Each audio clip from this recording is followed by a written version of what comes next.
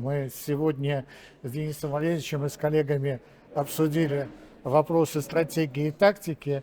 И, конечно, с учетом большого опыта нашего университета, развития экономического направления в вашем вузе и значимости экономики в целом для Республики Кыргызстан, тот опыт, который мы прошли, те очень сильные программы по подготовке кадров по всем направлениям экономики. Это и бухгалтерский учет, это и логистика, это маркетинг, это налогообложение, это финансы, кредит и еще много-много можно перечислять направлений подготовки.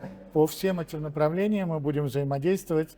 Мы договорились, что не только будут совместные встречи руководителей, но, конечно, очень важно, чтобы контакты между нашими учеными, педагогами, студентами развивались. И для этого мы предусматриваем ряд конкретных шагов, что позволит уже с сентября этого года нам двигаться очень быстро вперед, потому что мы считаем, что Республика Киргизия, Киргизско-Российский славянский университет, он является тем очень важным вузом, который не только объединяет наши страны, но действительно вуз должен обладать теми современными знаниями и компетенциями, которые имеются в России. Мы с удовольствием эти компетенции и знания передадим, потому что это позволит киргизским студентам достаточно быстро двигаться вперед и развивать экономику своей страны в рамках очень многих